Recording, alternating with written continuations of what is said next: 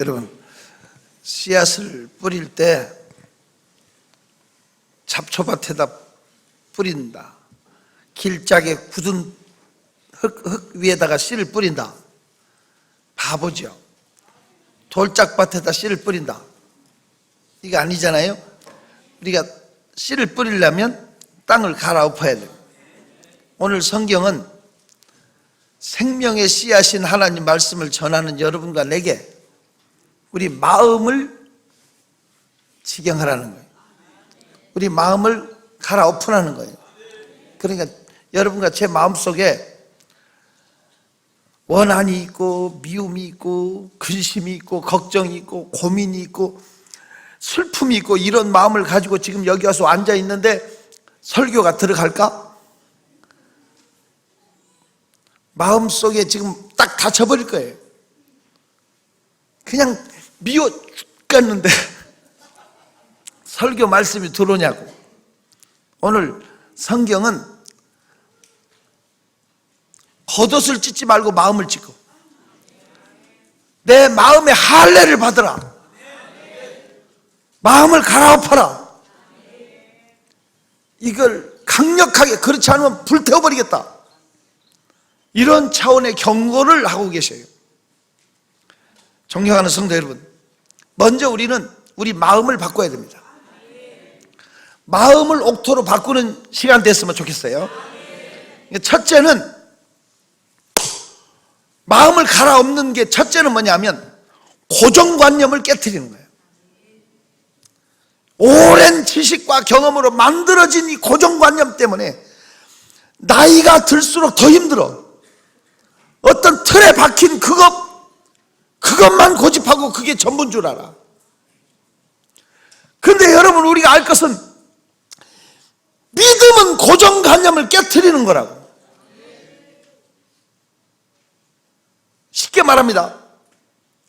믿음은 고정관념을 깨트리는 게 뭐냐? 중풍병자를 네 사람이 예수님 만나러 와가지고 지붕을 뜯었어요. 우리 생각에 지붕은 뚫을 수 있는 것이 아니라는 것을 머릿속에, 아니 지붕을 뜯어? 하지만 지붕이 뚫려지고 그 환자를 드러내리는 걸 보고 예수님은 그 병자를 치료해 주셨을 뿐만 아니라 죄사함까지 선포해요. 완전히 틀을 깨는 거예요.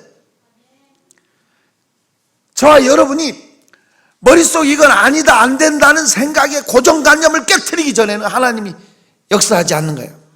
이게 쉽게 말하면 여리고라는 거대한 성이 있어요. 그 거대한 성 앞에 이스라엘 군대는 당연히 오합지졸이니까 스스로 보기도 메뚜기 떼 같다 하고 좌절낭망하는 것이 당연했지만 여호수아 갈렙은 아니야. 하나님이 함께 하시니까 저것들은 우리의 밥이라는 거야. 놀랍게도 그들의 생각이 바뀐 사람들, 고정관념을 깨트린 사람들은 여리고를 정복해. 그렇지 않은 사람들은 다 죽어. 오늘 저와 여러분 속에 오랫동안 짜여진 틀을 깼으면 좋겠어요. 그래서 안 된다, 힘들다, 어렵다, 아니다, 이런 생각들을 버리고 하나님이 함께하면 가난을 물리칠 수 있다, 질병을 물리칠 수 있다, 의사가 죽는다 해도 하나님이 산다 하면 산다. 정말 이것을 믿느냐고. 믿음은 고정관념을 받아들이는 것이 아니라 그것을 깨트리는 것이 믿음이라고. 불황이니까 다 안 된다는 것은 그건 모두의 생각이지만 우리는 남 안 돼도 하나님의 사람은 된다. 인간의 끝은 하나님의 시작이다. 밤이 맞도록 허탕을 쳤지만 수고해서 얻은 것이 없지만 말씀대로 한번 깊은 데 던져보겠다는 것이, 고정관념을 깨트리는 것이 믿음이다. 이해가 됐으면 좋겠어요. 이걸 깨트릴 수 있는 사람이 하나님의 사람, 자신의 한계를 정복하고 환경을 바꾸고 삶을 변화시킬 수 있는 것이 믿음입니다. 그 믿음은 고정관념을 깨트릴 때부터 온다. 새기시기를 축원합니다. 가장 먼저 굳어진 고정관념을 깨트리는 게 내 자신을 내가 깨트리는 것이 제일 중요해요. 내가 스스로 나는 약하다, 미련하다, 안 된다, 나는 자본이 없다, 그러므로 안 된다, 나는 지식이 없다, 경험이 없다, 자격증이 없다, 그래서 나는 못한다는 생각으로 나를 무시하는 거예요. 여러분, 우리 자신의 생각을 먼저 바꾸셔야 돼요. 나는 이제 하나님의 사람이 되었다. 나는 하나님의 사람으로 나는 얼마든지 무엇이든지 가능하다. 나는 할 수 있다. 먼저 내 자신을 인정하십시오. 왜? 못났어도 미련해도 하나님이 택했잖아. 하나님이 함께 하시잖아. 할 수 있거든이 무슨 말이냐. 믿는 자에게는 능치 못할 일이 없다. 내게 능력 주시는지 안에서 내가 모든 것을 할 수 있다. 이것이 믿음 자체가 고정관념을 깨트리는 거예요. 아집이나 편견, 고집, 이런 것이 내 안에 자리 잡고 있어가지고 이걸 못 깨트리는 거예요. 나는 안 될 것이라고 굳게 믿어. 나는 절대 내 운명을 바꿀 수 없다고 생각해. 이 믿음의 위대함은 이 틀을 깨트리는 거예요. 이게 이해가 전혀 안 되는가 본데, 오늘 명절이라고 사람들도 많이 안 온 것 같은데 어떻게 아멘도 크게 안 해주면 나 혼자 열받다가 끝나는 것 같아요. 자, 믿음은 고정관념을 깨트리는 겁니다. 나는 못해도 하나님은 한다. 나는 약해도 하나님은 강하다. 나는 없어도 하나님은 있다. 나는 이제 된다. 하나님의 사람은 고정관념을 깨트릴 때부터 하나님이 역사해요. 이걸 먼저 깨트려야 돼. 나는 배운 것도 시원찮고 나는 가진 것도 없고 나는 안 된다는 생각으로 굳게 믿고 있는 사람들이 90%예요. 아니 어쩌면 99%일지도 몰라. 하지만 믿음은 1%의 가능성인데, 오늘 이 자리에 오신 분들이 다 고정관념을 깨트려서 먼저 내가 나를 인정해. 나는 존귀한 하나님의 사람이다. 나는 무엇이든지 할 수 있는 사람이다. 할 수 있다 하시니는 나의 능력 주 하나님 주저 말라 하시고 물결이를 걸라 하시네.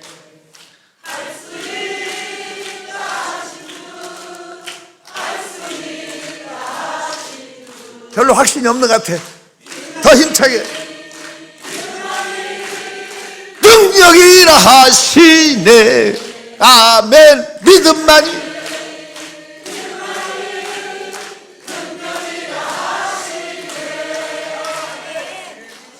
고정관념을 깨트릴 때 우리는 됩니다. 패배의식 버리십시오. 죽으면 죽었지 못 깨트리는 거, 자기 그 관습이나 습관, 생각 이 자체의 틀을 바꾸는 것이 믿음이라는 거예요. 이걸 바꿀 때 하나님은 손잡아 주십니다.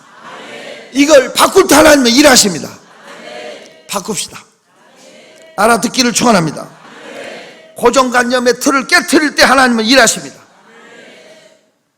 두 번째로, 마음의 가죽을 베고 마음을 바꾸라는 얘기는, 첫째는 고정관념을 버리라는 거고, 두 번째는 교만을 버려야 됩니다. 이거 정말 문제입니다. 고정관념 속에 속하지 않는 또 하나의 나를 만드는 게 교만입니다. 이 교만해지면 남들을 다 우습게 봐요. 자기만 최고야. 남이 하는 건 무조건 다 시시하게. 이거 한번 따라해봐. 시시하게 보는 사람이 시시한 사람이다. 아주 중요한 거예요. 다 앉아가지고 이렇게 좀 맛이 간 사람들, 이런 사람 한 잔씩 꺾으면 앉아갖고 미국의 대통령 트럼프 욕하고 우리나라 대통령 욕하고 누구 욕하고 앉아가지고 그냥 다 나쁘다 이거예요. 자기만 바르고 무조건 다 비판하고. 이것도 아닙니다. 절대 이것도 아닙니다. 내가 볼 때요, 하나님이 쓰시는 사람들은 뭔가 달라요. 뭔가 있어요. 앞서가는 사람도 뭔가 대단한 게 있어요. 남을 무시하는 사람은 저도 이 고백하는 거예요. 제가 30대의 젊은 나이에 세계를 다니면서 집회를 했어요. 벌써 30년 전부터 제가 많은 곳을 다니면서 집회를 하는데, 한 30년 전만 해도 소련이 붕괴되기 전에 유럽에서 오려고 그러면, 여러분 유럽이 멀었어요. 그때는 소련 상공으로 비행기가 못 날르니까 알래스카로 돌아왔어요. 알래스카로 돌아오니까 알래스카를 경유해서 기름을 넣고 뭐 이런 식으로 오면 24시간 걸려, 비행기로 오는데. 그리고 알래스카를 들리지 않고 만땅을 어떻게 기름을 넣고 와도 19시간 걸려. 그러니까 비행기를 타면 한국에 올라오면 19시간을 최소한 타야 돼. 그러니까 거기서 한국 신문 같은 걸 주면 기사만 읽는 게 아니라 광고까지 다 읽어. 아주 그냥 너무 지겨우니까. 그런데 한 번은 한국 신문을 이렇게 보는데 거기에 김우중 씨가 쓴 세계는 넓고 할 일은 많다, 이 책이 처음 나와서 딱 광고가 실린 거야. 내가 얼마나 교만했냐. 웃기네. 무슨 세계가 넓고 할 일이 많냐. 무시한 거야 그 사람. 왜? 내가 볼 때 교만해져가고 세계를 여러 바퀴 도니까 세계는 너무 좁다, 세계는 너무 좁다, 이런 생각으로. 그 전에 우리가 어렸을 때 세계를 어마어마하게 봤는데 실제로 이렇게 다녀보니까 세계는 좁네, 이런 생각이 내 속에 있었던 거야. 웃기네. 무슨 세계가 넓고 할 일이, 이렇게 무시해버렸다고 그 광고를. 그렇게 하고, 그 당시에는 김포공항이었잖아. 김포공항에서 내려서 차를 타고 집으로 오는데 기독교 방송을 틀었는데, 기독교 방송을 듣고 오는데 어느 분이 설교하는데 뭐라고 설교하냐면, 성공자를 무시하면 성공자가 될 수 없다. 성공자를 무시하면 성공자가 될 수 없다는 말이, 내가 그 생각이 딱 나. 아, 김우중 씨는 대단한 분이잖아. 그 당시에 제가 폴란드의 바르샤바 한인교회 김원종 목사님 심호하는 교회를 갔는데 유럽에서 가장 큰 교회였거든요. 왜?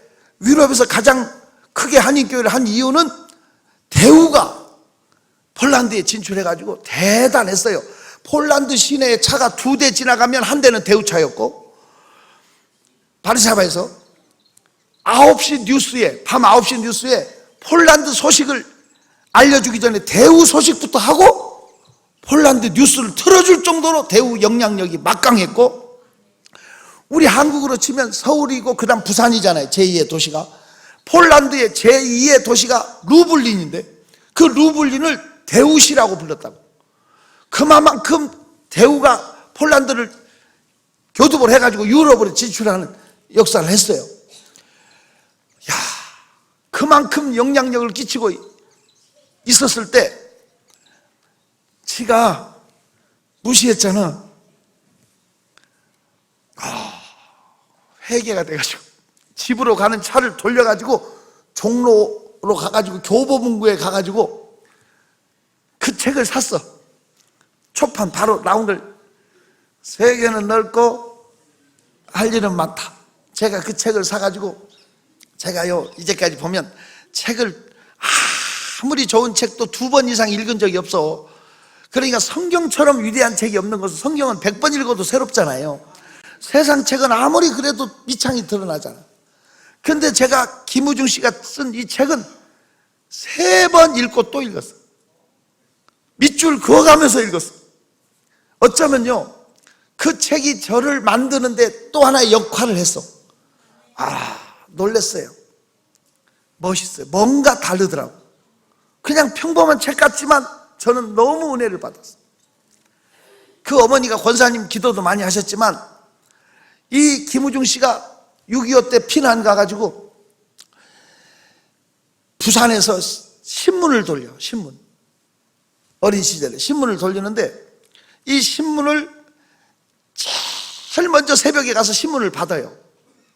한 부라도 더 팔려고 신문을 받자마자 국제시장이나 자갈치 시장 이런 데로 가서 뛰어가서 시장 가서 신문을 파는 거예요.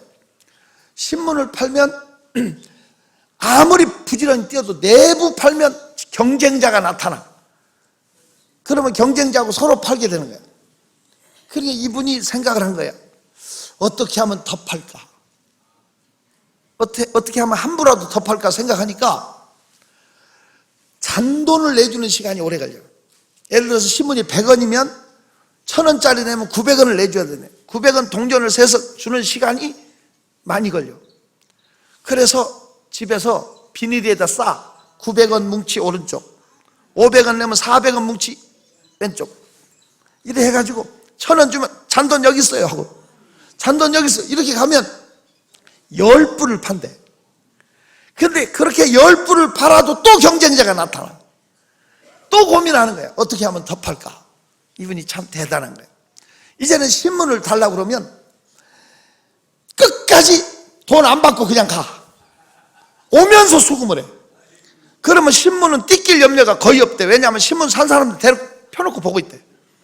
그리고 혹시 띠껴도 괜찮대. 이유는 못 팔면 휴지고 그날. 근데 어제 못 준 거라고 주는 사람도 있대.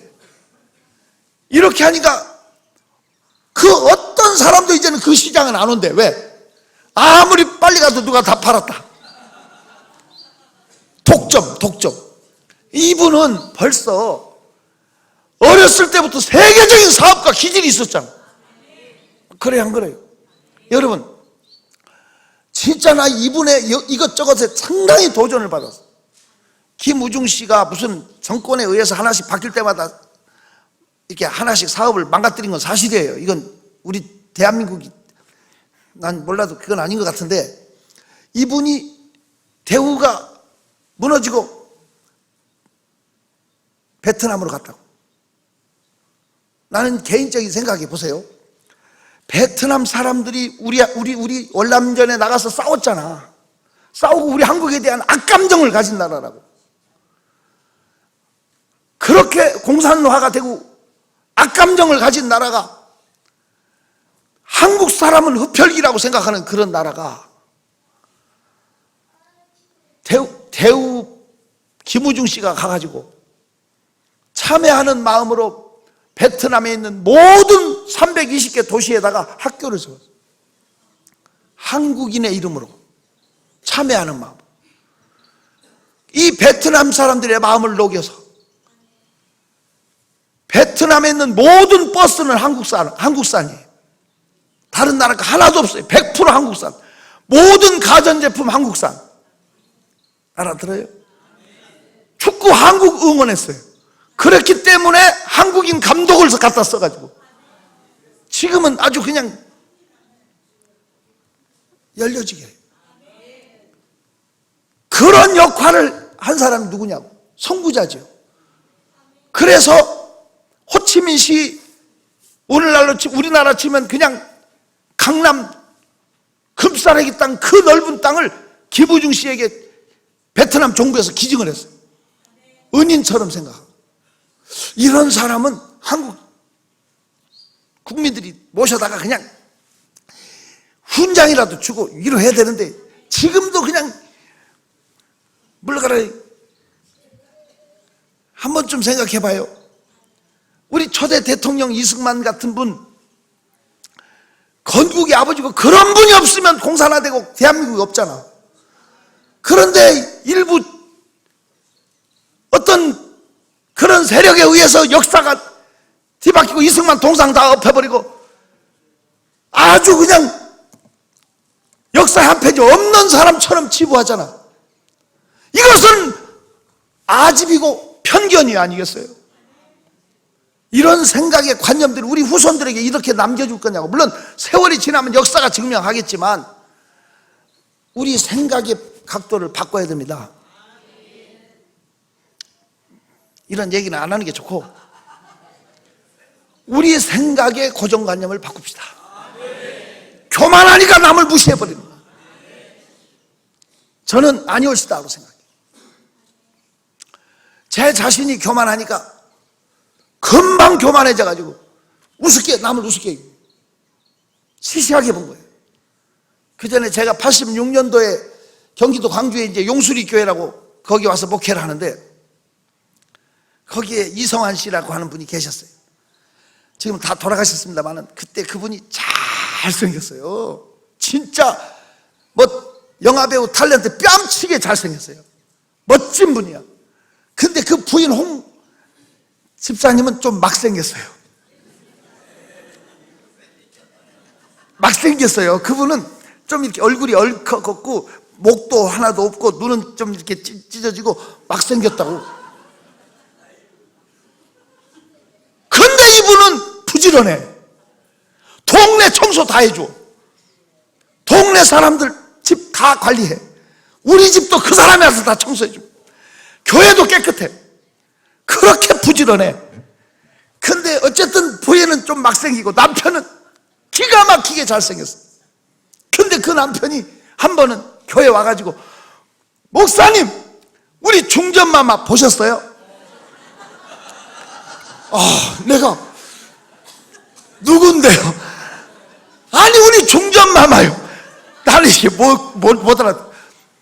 그래도 또 부인 좀 가볍게 활동하니까 그러기.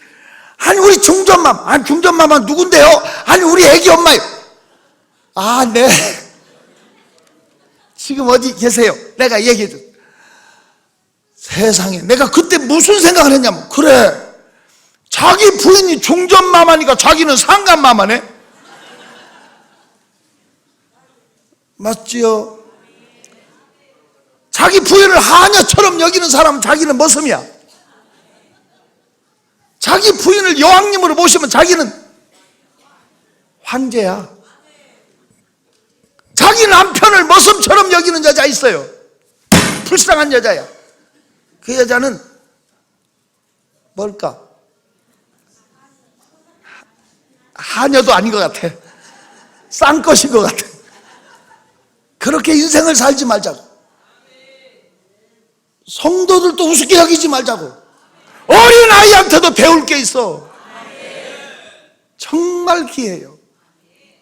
저는 하나님 앞에 얘기지만, 어느 누가 와서 우리 교회 강단에 서든 어떤 어린아이가 설교하든 나는 그 입에 하나님 말씀 있으면 아멘하고 받아들여요.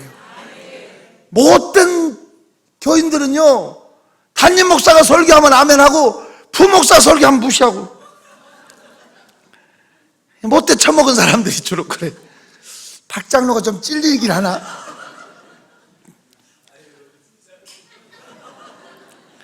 어떤 사람이 하나님 말씀을 전해도 그 입에 하나님 말씀이 있으면 받아들일 수 있는, 그 속에 은혜가 하나님이 주시는 거예요. 그 입에 틀림없이 그 시간에 역사하는 게 있어요. 존경하는 성도 여러분, 우리 속에 교만한 생각을 버리세요. 그것이 마음을 바꾸는 거예요. 마음을 새롭게 해야 은혜가 되는 거예요. 세 번째는 미움을 버려야 돼요. 우리 속에 굳어있는 이게 있어. 원한. 그 원한 맺힌 이 한스러움을 가지고 있으면 우리는 틀림없이 속에 암덩어리가 자라기 시작해요. 내 속에 병이 온다고. 그 원한의 매듭을 풀어버려야 자유함이 와. 틀림없어요. 그래서 성경의 말씀이 맞는 거야. 남을 미워하면 내 머릿속에 핀 숯을 올려놓은 것 같다고 그랬지. 그럼 누가 먼저 타냐고. 나도요, 이렇게 오는 동안에 그 인간 안 만났으면 좋을 것 같은, 정말 미워. 어떻게 그렇게 독하게 울물을 걸고 나를 넘어뜨리려고 뽑아가려고. 그래, 내가 우리 집사람도 그 사람 성이 양씨인데 양씨만 들으면 미워 죽겠어.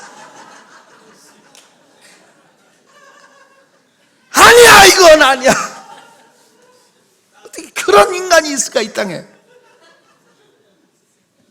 그렇다고 같은 양씨는 아니니까. 하여튼 그 놈이 있었어. 그 안 나타날 놈이 또 나타나더라고.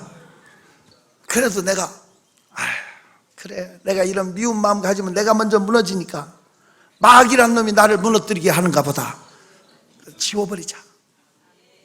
그냥 용서하자. 다 하나님이 내게 주신 은혜인가 보다. 삶 속에서 있어요. 그 미움이라고 하는 그 마음을 갈아엎어야 돼요. 내 속에 그리스도의 사랑의 힘으로, 사랑의 원자탄으로. 이게 손양원 목사님 같은 분이 정말 위대한 거지. 자기 아들을 죽인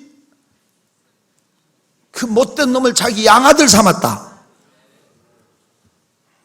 그래서 기독교가 위대한 종교임을 드러낸 분들이잖아. 우리는 어떠냐고. 우리는 아직도 내 속에 미움이 있냐고, 원한이 있냐고.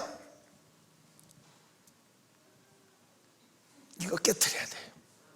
성경은 이걸 할례를 받아라, 잘라버려라, 뒤집어 엎어버려라. 그렇지 않으면 내가 불탄다. 명절을 맞아서 우리 가정을 찾는데, 예수 믿는 사람들은 그 얄미운 시누이 옳게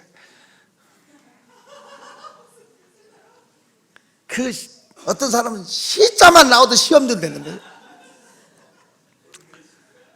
세상 사람들처럼 하지 말고 그리스도의 사랑으로 내가 먼저 손 내밀어 주고, 내가 먼저 웃음 주고, 그래야 하나님의 은총이 내 것이 되지.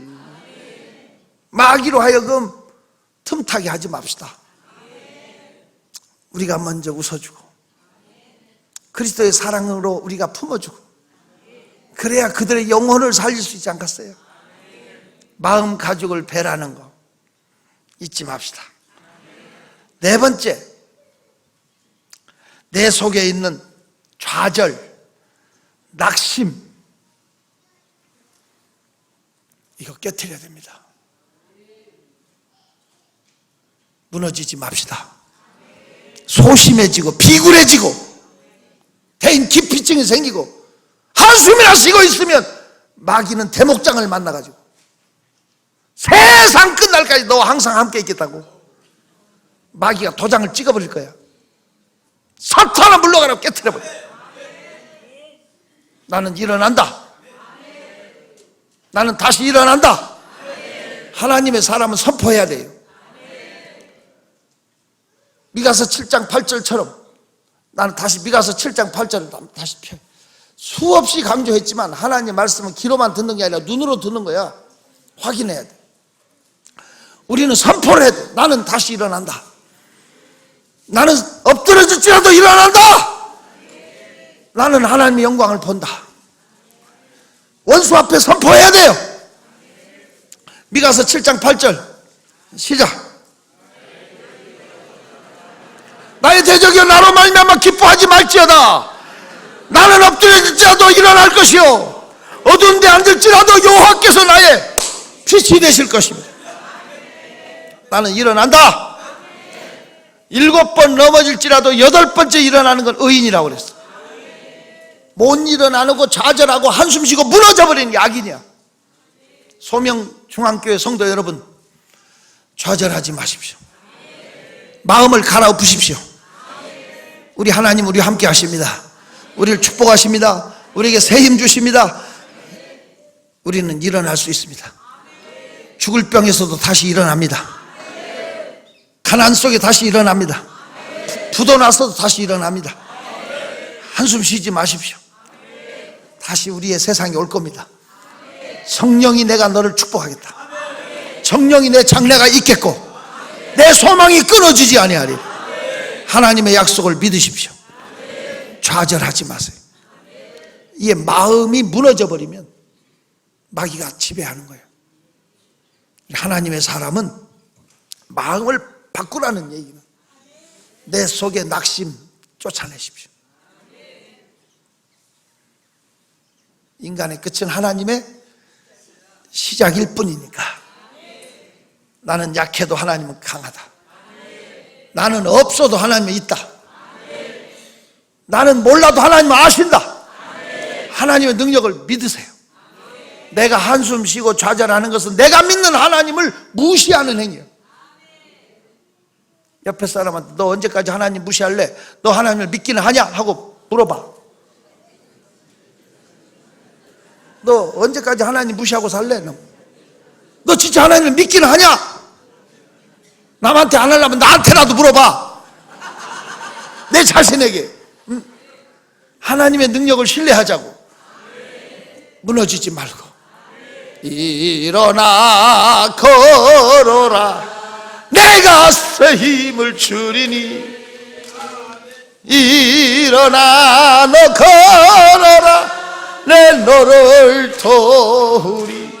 나의 등 뒤에서 박수 치면서 나를 도우시는 주, 나의 인생 길에서 지치고 고나여 매일처럼 주저앉고 싶을 나를 빌어주시네. 일어나 걸어라, 내가 새 힘을 주리니. 일어나 너 걸어라, 내 너를 도우리. 하나님의 능력을 무시하지 맙시다. 살아계신 하나님을 신뢰합시다. 할 수 있거든요. 무슨 말이냐? 믿는 자에게는 능치 못할 일이 없다. 내게 능력 주시는 자에서 내가 모든 것을 할 수 있다.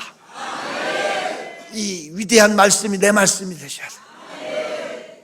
기도하겠습니다.